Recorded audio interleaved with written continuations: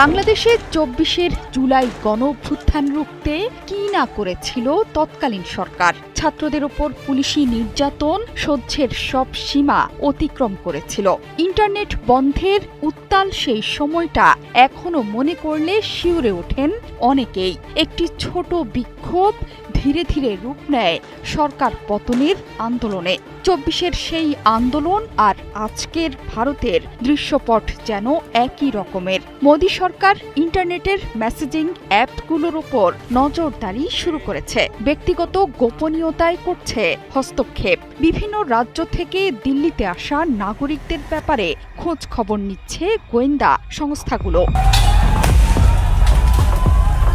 বর্তমানে সেখানেই অবস্থান করছেন শেখ হাসিনা। লোডশেডিং কিংবা ঘরের বাইরের তীব্র গরমে ওয়ালটন রিচার্জেবল ফ্যান থাকলে থাকবে শুধু বাতাস আর বাতাস। তেলাপোকাদের ছোট্ট একটি আন্দোলন কাঁপিয়ে দিচ্ছে মোদির হিন্দুত্ববাদী সরকারের ক্ষমতার মসনদ। শিক্ষার্থীদের ওপর দমন পীড়ন সহিংসতাও চলছে ঠিক একই কায়দায়। শিক্ষার্থীদের কোণঠাসা করতে ইন্টারনেট বন্ধ করার মতো স্পর্শকাতর পদক্ষেপও নিয়েছিল বিজেপি সরকার।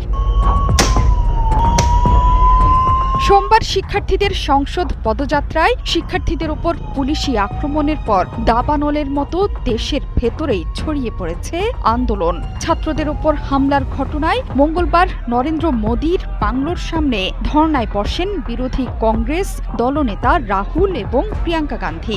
দুই ভাই বোনকে আটক করে শেষ পর্যন্ত ছেড়ে দিতে বাধ্য হয়েছে মোদী সরকার। এই আন্দোলনে যুক্ত হয়েছে হাজার হাজার কৃষকও। তেলাপোকাদের পাশে থাকার ঘোষণা নিয়ে মাঠে নেমেছেন তৃণমূল নেত্রী মমতা বন্দ্যোপাধ্যায়ও। হাসপাতালে এখনও অনশন চালিয়ে যাচ্ছেন শিক্ষাবিদ সোনম ওয়াংচুক। যন্তরমন্তর থেকে এক চুলো নড়তে নারাজ ককরোচ জনতা পার্টি। বুধবার সকাল থেকেই সেখানে বাড়তে থাকে ছাত্রদের ভিড়। তাদের দাবি একটাই, কেন্দ্রীয় শিক্ষামন্ত্রী ধর্মেন্দ্র প্রধানের পদত্যাগ। যদিও এই বিক্ষোভ সরকারের কাছে আউট অফ সিলেবাস বলে কটাক্ষ করেছেন তৃণমূল সাংসদ মহুয়া মৈত্র। নিট কেলেঙ্কারির ঘটনায় শুরু হওয়া একটি অনলাইন আন্দোলন এখন দেশের বাইরেও ছড়িয়ে পড়ছে। আন্দোলনের দাবানল ছড়িয়ে পড়েছে নিউ ইয়র্ক থেকে লন্ডনে। ওয়াংচুকের সমর্থনে বিক্ষোভ হয়েছে এই দুই শহরে। শুধু নিউ ইয়র্ক বা সান হোসেতে নয়, লন্ডন এবং ডাবলিনেও একইভাবে হয়েছে বিক্ষোভ। নিট প্রশ্ন ফাঁসের প্রতিবাদে সোমবার সিজেপির সংসদ অভিযানকে কেন্দ্র করে উত্তপ্ত হয়ে উঠেছিল দিল্লি। পুলিশের লাঠি কাঁদানে গ্যাসের বাধা কাটিয়ে সোমবার দুপুরে সংসদ ভবনের কাছে পৌঁছে গিয়েছিল বিক্ষোভকারীরা। তবে শেষ পর্যন্ত সংসদে পৌঁছাতে পারেননি তারা। সিজেপি এবং বিরোধী নেতৃত্বের অভিযোগ, শান্তিপূর্ণ আন্দোলনে দমনমূলক আচরণ করেছে পুলিশ। সেই আচরণের প্রতিবাদে মঙ্গলবার পথে নামেন রাহুল প্রিয়াঙ্কা গান্ধীরা।